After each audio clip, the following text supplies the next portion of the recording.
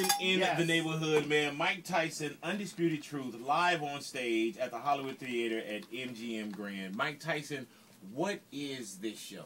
Hey, listen, me and my wife was driving down the 15 north, going to Las Vegas, and we saw Chaz Palminteri Bronx Tale, the billboard. Right. And we said, let's go. You know, every black woman, you know, sees the Bronx Tale. The black Great woman, movie. The black girl had the love scene, the love interest. That's my favorite movie. All black women. That's my favorite movie. It's a great movie. All right. So we went and checked it out, and it was just breathtaking. You could hear a pin drop in a haystack. You know, he was so mesmerized. And I was explaining to him, I said, well, I can do something like that, baby. That's what I do when I'm in Europe and Asia. It's just that I would be more refrained. You know what I mean? I wouldn't interact with the crowd. I wouldn't be drinking, hey, the killer Mike! And they're fighting. These guys are knocking people out in Ireland and England. Get out my way, you bloke! And they're knocking people out. I said, I wouldn't interact. I would just, you know, talk to the gods and act and just live my life on stage. And I said, I can do that. And it's going to be some stuff. It's not going to be all happy. You know, my life is not like that. Right. So it's going to be some pretty interesting things. Is it hard for Mike Tyson to sit down in front of a theater of people and actually pull off those layers and talk about Mike Tyson?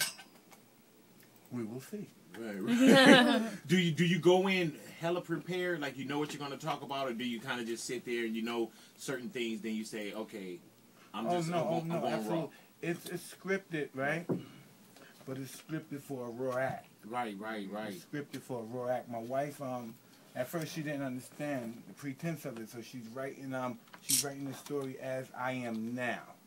And I said, baby, what was it about me when you first met me that you thought that was going to be my husband? I love this man. And she was young at the time, probably 10 or something, 9. I said, what was it? What was it about you? I knew what she was going to say. She said, you didn't give a fuck. And I said, that's what you have to write, that guy. And then now she understood. At one point, Mike, did you really not give a fuck? Yeah. I had to not give a fuck. I couldn't accomplish my goals if I did. Because in order for me to accomplish the goals that my mentor gave me, I had to look at myself as greater than I actually was. And I couldn't be Mike Tyson from the hood, knocking out one of these guys in spectacular fashion. I had to look at myself as a god. Right. Do you look back now, Mike, and is it hard to look at that Mike Tyson, or can you just say that was me at one time?